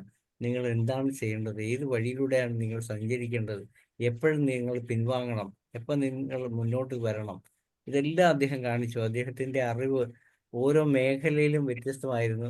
അദ്ദേഹത്തിന്റെ ഈ പുസ്തകം മുഴുവനൊന്നും വായിക്കാൻ എനിക്ക് പറ്റിയിട്ടില്ല. കാരണം ആദ്യ കാലങ്ങളിലൊക്കെ നമുക്ക് ഹോമിയോപ്പതിയിലുള്ള ഒരു അനുഭവങ്ങളുടെ കുറവ് കൊണ്ട് ഇതൊന്നും പഠിച്ചെടുക്കാൻ പറ്റിയിട്ടില്ല. അതിൽ പറഞ്ഞിരിക്കുന്ന കുറേ ഭാഗങ്ങളൊക്കെ നമ്മൾ കുറേ ഭാഗങ്ങൾ വായിച്ചിട്ടുണ്ട്. അതൊക്കെ ശരിക്ക് അതിമനോഹരം തന്നെയാണ്. പക്ഷെ എന്തുകൊണ്ടോ ആ സമയത്ത് ഈ ക്രിക്കറ്റ് ജ്വരമൊക്കെ കയറിയിരിക്കുന്ന ഒരു പ്രായമായിരുന്നുകൊണ്ട് അങ്ങനെ ഒരു വഴിയിൽ വേറിട്ട വഴിയിലൂടെയൊക്കെ സഞ്ചരിച്ചത് കൊണ്ട് ഇതൊന്നും അന്ന് കൂടുതൽ പഠിക്കാൻ പറ്റിയില്ല. ഇപ്പോഴതൊക്കെ പഠിക്കാൻ പറ്റാത്തതിലുള്ളൊരു വിഷമമുണ്ട്.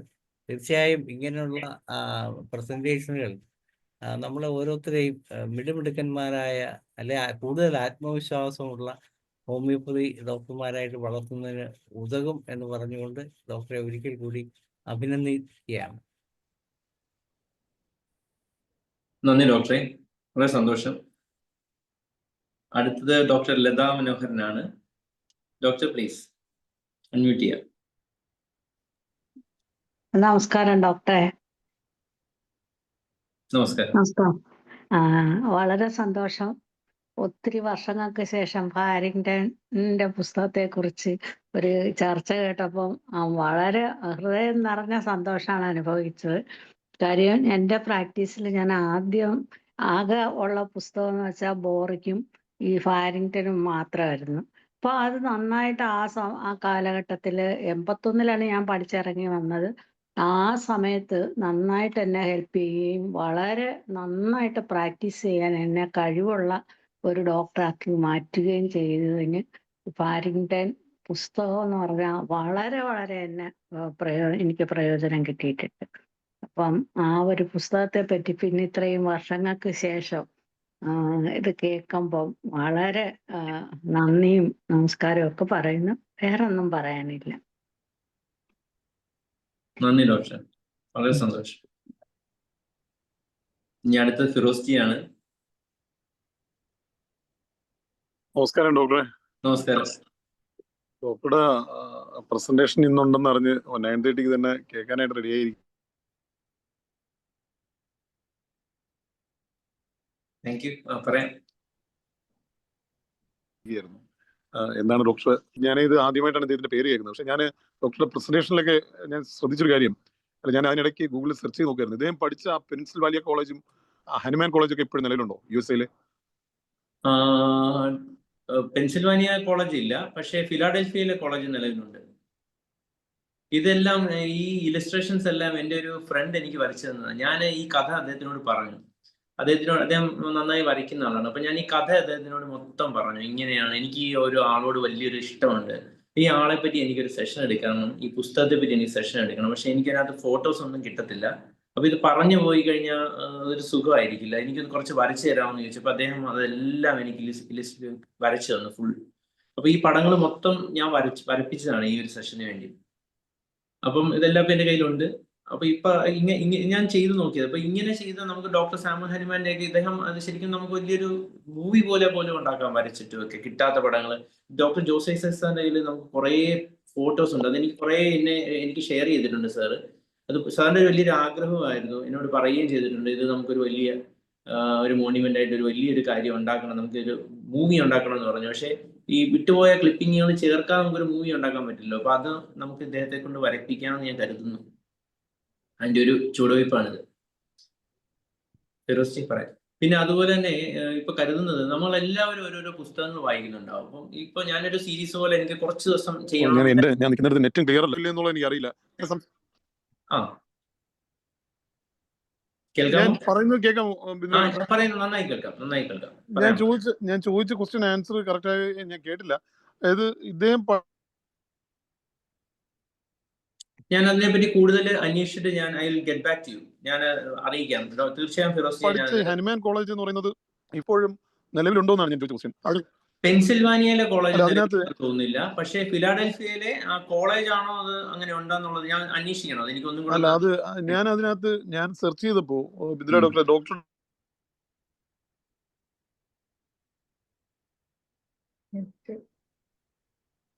സ്റ്റേബിൾ അല്ല. കൂടി ഞാൻ കാര്യം ബിന്ദ്ര ഡോക്ടർ പോലുള്ള ആള് ക്ലാസിക്കൽ ഹോമിയോപ്പതിയെ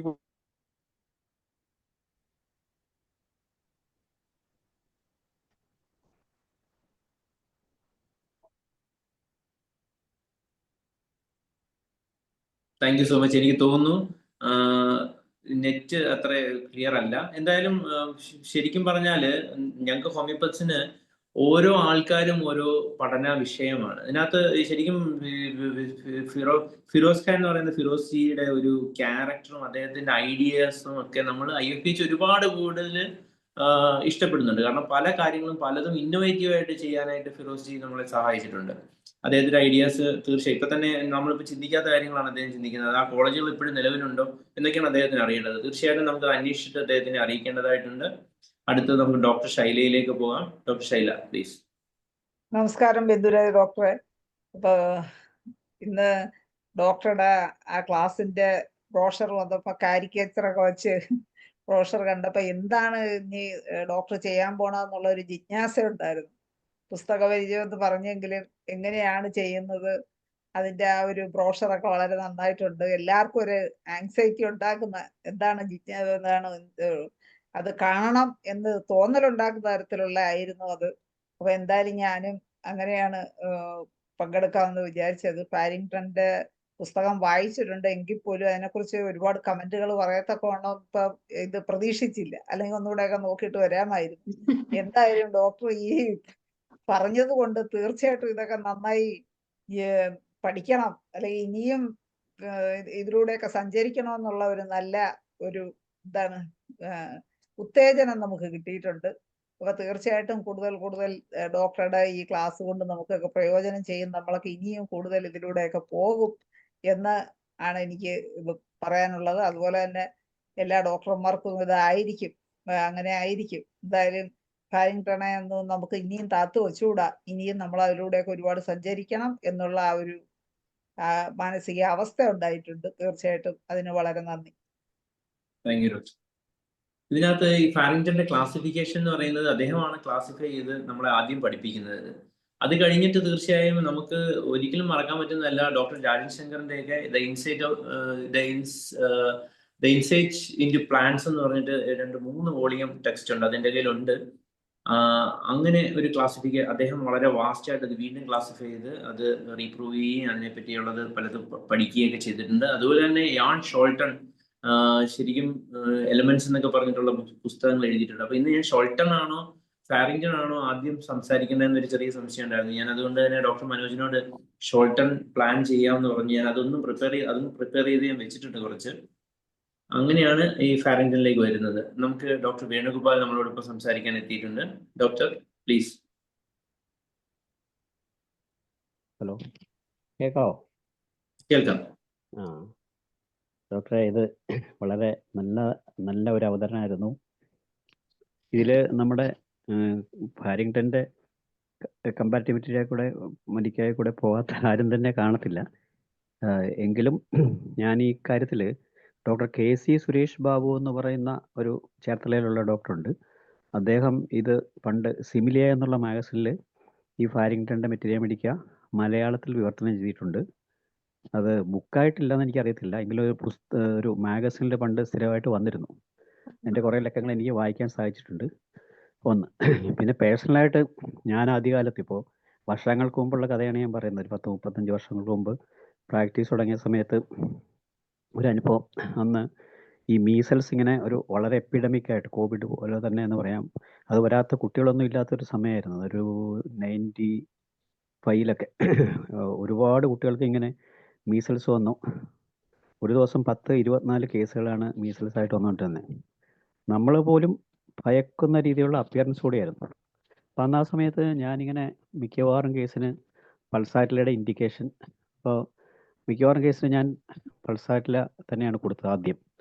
പക്ഷേ മിക്കവാറും കേസ് ഫെയിലറായിരുന്നു. ഞാനൊരു ബിഗിനറായിരുന്നു അന്ന്. മിക്കവാറും കേസ് ഫെയിലറായിരുന്നു. എന്ന് വെച്ചാൽ എനിക്ക് മനസ്സിലാകുന്നത് അവരുടെ റിലേറ്റീവ്സ് ആരെങ്കിലുമൊക്കെ വരുമ്പോൾ അവർ പറയും ആ കേസിന് കൊച്ചിനിങ്ങനെ പ്രശ്നമായി, ന്യൂമോണിയൊക്കെ വന്നിട്ട് ഇങ്ങനെ ഹോസ്പിറ്റലിൽ കൊണ്ടുപോയെന്നൊക്കെ പറഞ്ഞു. അപ്പോൾ എനിക്ക് വളരെ വിഷമം തോന്നി. പിന്നെ ഞാനിങ്ങനെ അന്ന് നമ്മുടെ കയ്യിലുള്ള ഒരു ആയുധമാണ് അങ്ങനെ ഫാരിങ്ടൺ ഇങ്ങനെ എടുത്ത് ഇങ്ങനെ വായിച്ചപ്പോഴാണ് അതിനകത്ത് ഒരു സെൻറ്റൻസ് കണ്ടത്. ഈ ഇറപ്റ്റി ഡിസീസിൻ്റെ, അതായത് മീസൽസ് പോലുള്ള ഇറപ്റ്റി ഡിസീസിൻ്റെ ഫീവർ സ്റ്റേജിൽ പൾസാറ്റില കോൺട്രാ ഇൻഡിക്കേറ്റഡ് ആണെന്നൊരു സെൻറ്റൻസ് കണ്ടത് ഇപ്പോൾ എൻ്റെ ഓർമ്മയിൽ വരുന്നു. അപ്പോൾ അതാണ് ഞാനിപ്പോൾ ഇത് ഹാൻഡ് റൈസ് ചെയ്തത്. അപ്പോൾ അതെനിക്ക് വളരെ പ്രയോജനം ഉണ്ടായി. കാരണം പിന്നെ വന്ന കേസിനൊന്നും ഞാൻ പൾസാറ്റില കൊടുത്തില്ല.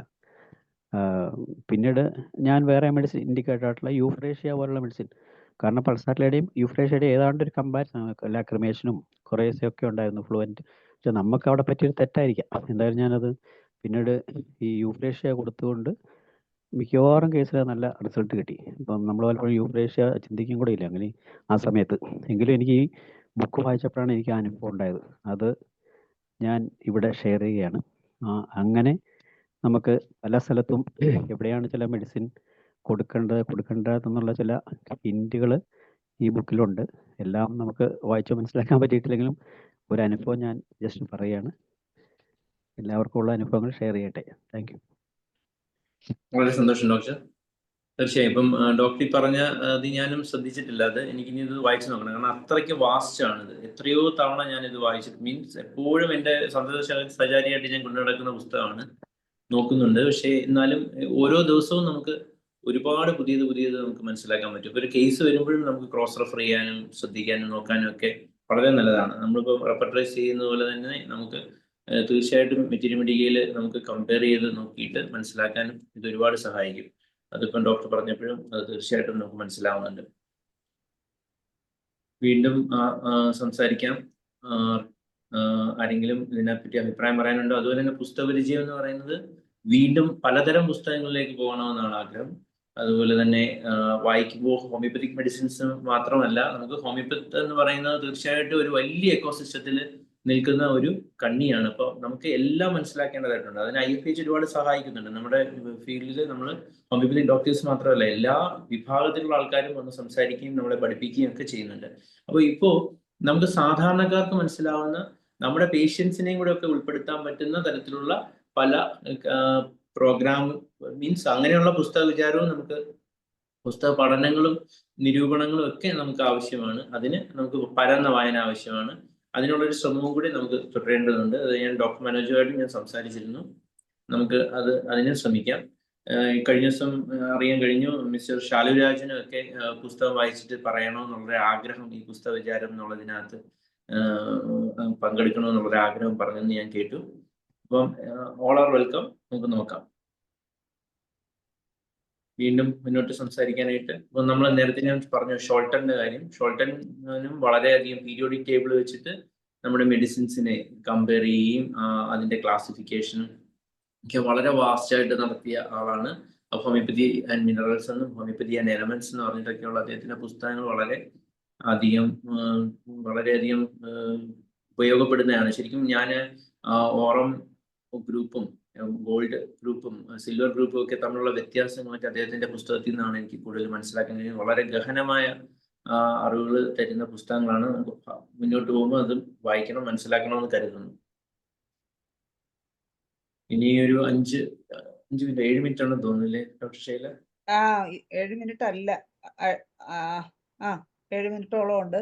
ഹരിഹരൻ സാറും സലീം കുമാർ ഡോക്ടറൊക്കെ ഉണ്ടല്ലോ. ഹരിഹരൻ സാറിനൊക്കെ എന്തെങ്കിലും പറയാൻ കാണുമായിരിക്കും. ഹാൻഡ് റൈസ് ചെയ്തിട്ടില്ലല്ലോ.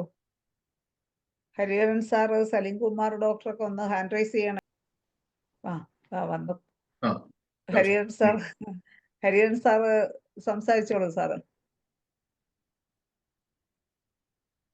ഡോക്ടർ സംസാരിക്കാം. ഞാൻ ആദ്യമായിട്ട് ഈ ഡോക്ടറുടെ ഈ പ്രസന്റേഷനെ വളരെയധികം സ്വാഗതം ചെയ്യുന്നു. എന്താന്ന് വെച്ച് കഴിഞ്ഞാൽ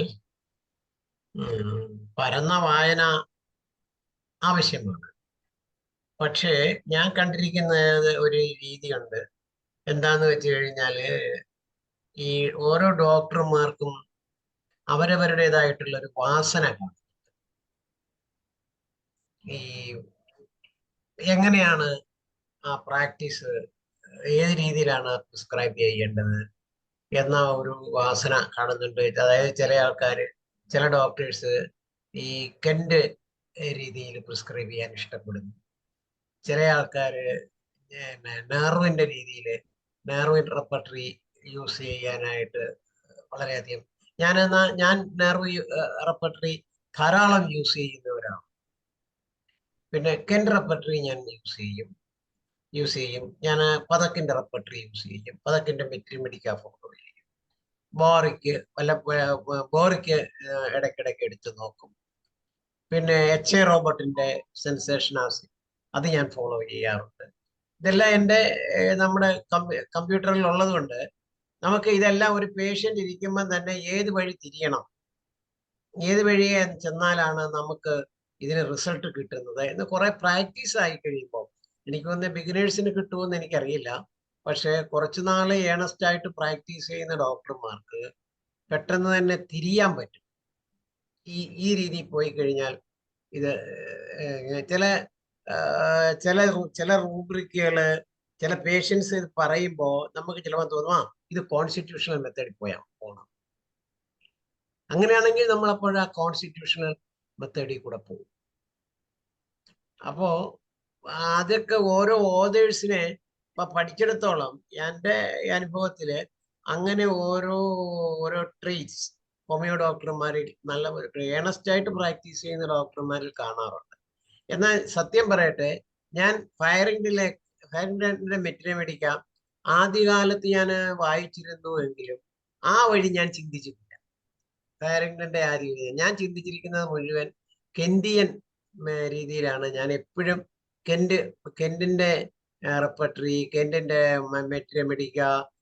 മെറ്റിനമെഡിക്ക ഞാൻ പറഞ്ഞ ഡോക്ടർ വിശ്വസിക്കത്തില്ല. ഞാൻ പാസ്സായി കഴിയുമെന്ന് ഞാൻ അത് കുറെ മലയാളത്തിലാക്കിയതാണ്, രാത്രി കുഴച്ചു ഉറക്കളച്ചിരുന്ന് ആക്കിയതാണ്. അത് കഴിഞ്ഞപ്പോൾ എനിക്ക് തോന്നി ഇതൊരു പറ്റുന്നില്ല. കാര്യം എന്താന്ന് വെച്ചാൽ, ഒന്നാമത് തന്നെ അന്നത്തെ ഇംഗ്ലീഷിന്റെ കൊളോക്കിയൽ മീനിങ് ഇന്ന് നമുക്ക് കിട്ടാനായിട്ട് പ്രയാസം. അങ്ങനെ ആക്കി ഞാനത് 200 പേജുള്ള ബുക്ക് ഞാനത് മലയാളത്തിലാക്കി. അത് കഴിഞ്ഞപ്പോഴാണ് ഞാനത് സ്റ്റോപ്പ് ചെയ്തിട്ട് പിന്നെയാണ് ഇതിൻ്റെ ഈ ഓരോ വാക്കിന്റെ അർത്ഥം പഠിക്കാനായിട്ട്, ചില വാക്കുകളുടെയൊക്കെ അർത്ഥം ഡോക്ടർക്ക് തന്നെ അറിയാം. ഇതിനകത്ത് എൻ്റെ റെപ്പർട്ടറി കിടക്കുന്ന പല വാക്കുകളും നമ്മളെ കൊളോക്കിയൽ വാക്കുകളുണ്ട്. അത് ശരിക്കുള്ള മീനിങ് പോലും നമുക്ക് എടുക്കാൻ പ്രയാസമാണ്. അങ്ങനെ ആ കെന്റിയൻ മെത്തേഡ് അത് കഴിഞ്ഞിട്ടാണ് പിന്നെ ഞാൻ ബോണിങ്ങാസന്റെ റെപ്പർട്ടറിയിലേക്ക് തിരിഞ്ഞു. റീജിയൺ വൈസ് ഞാൻ നോക്കി. അപ്പൊ അതെനിക്ക് അപ്പൊ റീജിയൺ വൈസ് എപ്പോഴെങ്കിലും ആവശ്യം വരുവാണെങ്കിൽ ഞാൻ ആ റീജിയൺ വൈസിലേക്ക് പോകും.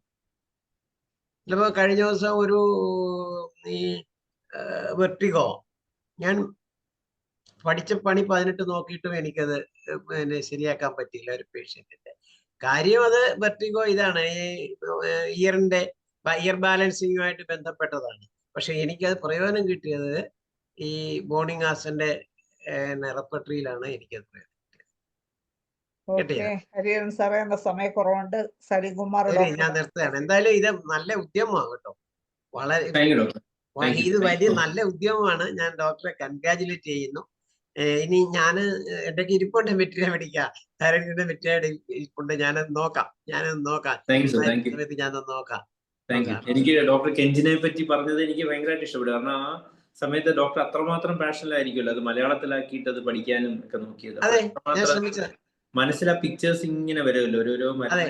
അതിപ്പോ ഞാൻ അത് കഴിഞ്ഞിട്ട് ഈ കോൺസ്റ്റിറ്റ്യൂഷനിലേക്ക് കടന്നു. ഞാൻ ഐ റോട്ട് എ ബുക്ക്. ഞാൻ അതിന്റെ ഡോക്ടർക്ക് ഞാൻ ഇതുണ്ടോ, ഡോക്ടർക്ക് ഇപ്പൊ സമയമില്ല. കണ്ടോ, സീ ദി പിക്ചേഴ്സ് കണ്ടോ, ഈ പിക്ചേഴ്സ് കണ്ടോ, ഓരോ കോൺസ്റ്റിറ്റ്യൂഷന്റെ പിക്ചേഴ്സും അതിന്റെ എല്ലാം ഞാനത് ഫൈൻഡ് ഔട്ട് ചെയ്ത്. കണ്ടോ, എനിക്കൊരാളിനെ കാണുമ്പോ തന്നെ എനിക്ക് എന്റെ മനസ്സിൽ ആ പിക്ചർ വരും. കണ്ടോ, ഏതാണ്ട് എനിക്ക് തോന്നുന്നു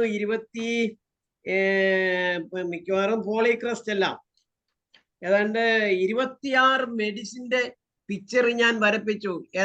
ഒരു 15 years ബാക്ക് ഞാൻ അയക്ക് കൊടുത്ത എമൗണ്ട് 25,000 റുപ്പീസാണ് കൊടുത്തത്. അപ്പൊ സാറ് ഇതെല്ലാം കൈവച്ചോണ്ടിരിക്കുക, ഒരു ദിവസം ഇതുമായിട്ട് സാറ് തീർച്ചയായിട്ടും. അതുകൊണ്ട് നമുക്ക് കണ്ടുപിടിക്കാൻ പറ്റി. ഇതിങ്ങനെ കാണിച്ചൊന്നും മനസ്സിലായില്ല അത് ഏത് പിക്ചർ ഏത് മെഡിസിനെയാണ് ഇൻഡിക്കേറ്റ് ചെയ്യുന്നത്. പക്ഷെ ഞാൻ ഈ പുസ്തകം നിർമ്മിച്ച ശേഷം ട്രിവാൻഡ്രം തൊട്ട് കോഴിക്കോട് വരെ ഞാൻ ഇത് ബേസ് ചെയ്ത് ക്ലാസ് എടുത്തിട്ടുണ്ട്. മെഡിക്കൽ കോളേജ്, ഹോമിയോ മെഡിക്കൽ കോളേജിൽ ക്ലാസ് എടുത്തിട്ടുണ്ട്. തീർച്ചയായിട്ടും നമുക്കൊരു ക്ലാസ് പ്രതീക്ഷിക്കുന്നു. എടുത്തിട്ടുണ്ട്. ഇത് എന്റെ കയ്യിൽ എപ്പോഴും ഞാനിത് എന്റെ കയ്യിൽ ഉണ്ടാവും. കാര്യം എന്താന്ന് വെച്ചാൽ ഞാൻ വാച്ച് ചെയ്യും ഇയാള് എങ്ങനെ ആയിരിക്കും. എന്നിട്ട് അയാളുടെ മനസ്സ് പഠിക്കും. പഠിച്ചു കഴിഞ്ഞിട്ട് ഇയാളുടെ മനസ്സും അതുമായിട്ട് യോജിക്കുന്നുണ്ടോ എന്ന് നോക്കും. ഇങ്ങനെയൊക്കെയാണ് ഞാൻ ഹോമിയോപ്പതി പഠിക്കുന്നത്. പക്ഷെ അത് കഴിഞ്ഞ് ഞാൻ ഈ ക്ലാസ് എടുപ്പ് നിർത്തുക ചെയ്തത്. എന്താന്ന് വെച്ച് കഴിഞ്ഞാൽ എനിക്ക് തന്നെ പിന്നെയും ധാരാളം കാര്യങ്ങൾ അറിയണമെന്നുണ്ട്. അപ്പൊ നമ്മൾ പറയത്തില്ല, ആത്മഹത്യ ചെയ്യാൻ എളുപ്പമാണ്, അതേസമയം ഒരുത്തിനൊക്കെ കൊല്ലാൻ പ്രയാസമാണ് എന്ന് പറഞ്ഞ കണക്കായി. നമുക്ക് തന്നെത്താനെയൊക്കെ ഈസിയാണ് ഇതെല്ലാം ചെയ്യാനും എഴുതാൻ പഠിക്കാനും ഒക്കെ. പക്ഷേ ഇത് ബോധ്യപ്പെടുത്താനായിട്ട് പ്രയാസമാണ്. ഇത് ഞാൻ ഒത്തിരി ഫ്രീ ആയിട്ട് ഡിസ്ട്രിബ്യൂട്ട് ചെയ്തിട്ടുണ്ട്. എൻ്റെ 2 വർഷം ഡോക്ടറെ ഞാൻ ആലപ്പുഴ യൂണിറ്റ് ക്ലാസ് എടുത്തു. Can you imagine? 2 വർഷം. ഒരു കാര്യം ചെയ്യാം, ഇത് ഡോക്ടർ സനീഷ് ഡോക്ടറെ ഉടനെ വിളിക്കും. അല്ലല്ല, ഡോക്ടർ സനീഷ് ഇതൊക്കെ അറിയാം. ഡോക്ടർ സനീഷ് ഇതില്ല. അതുകൊണ്ട് ഇതിപ്പോ ഡോക്ടർ തുടങ്ങിയിരിക്കുന്നത് ഇറ്റ് ഈസ് വെരി വണ്ടർഫുൾ.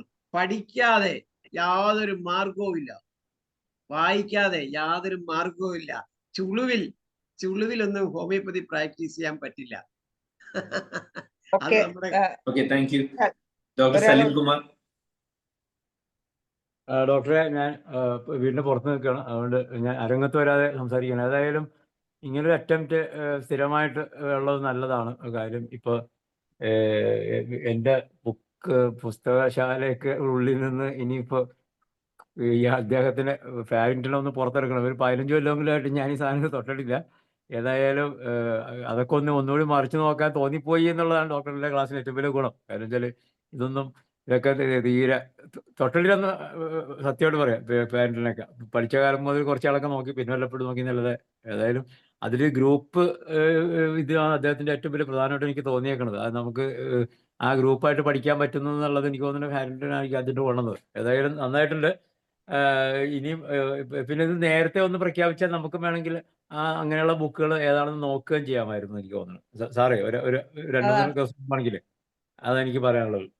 പിന്നെ ഈ പറഞ്ഞ പോലെ ഇതിന് വല്ല റൂബ്രിക് ഉണ്ടാന്ന് നോക്കണം. അതായത് ക്ലാസ്സിൽ വന്ന അഭിപ്രായം പറയും, പക്ഷെ ക്ലാസ് എടുക്കാൻ പറ്റില്ല. അങ്ങനെയുള്ള റൂബ്രിക് ഉണ്ടെങ്കിൽ നമുക്കത് ഹരിഹരൻ ഡോക്ടർക്ക് അതൊന്ന് കണ്ടുപിടിച്ച് കൊടുക്കണമെന്ന് ഞാൻ കുറെ നാളെ വിചാരിച്ചോണ്ടിരിക്കുന്നു. തീർച്ചയായിട്ടും.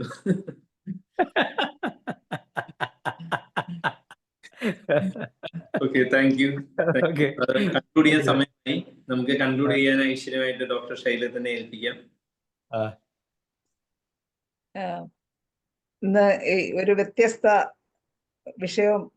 വിഷയവുമായി വ്യത്യസ്ത രീതിയിൽ പ്രസന്റ് ചെയ്ത ബിന്ദുരാജ് ഡോക്ടറിന് IFPHന്റെ എല്ലാ തരത്തിലുള്ള അഭിനന്ദനങ്ങളും അറിയിക്കുന്നു. അതുപോലെ തന്നെ ഇതുപോലൊരു ക്ലാസ് എടുക്കാൻ എത്തിയ ഡോക്ടർക്ക് IFPHന്റെ പേരിലുള്ള നന്ദിയും അറിയിക്കും. അതുപോലെ അഭിപ്രായങ്ങൾ പറയുവാനായി എത്തിയ മറ്റു ഡോക്ടേഴ്സിനും ഹോമിയോപ്പതി സ്നേഹികൾക്കും എല്ലാവർക്കും നന്ദി പറഞ്ഞുകൊണ്ട് നിർത്തും. എല്ലാവർക്കും നന്ദി. ശുഭദിനം, ശുഭരാത്രി. അടുത്ത ദിവസം കാണാം. നാളെ വൈകുന്നേരം ഇതേ സമയം 9:30.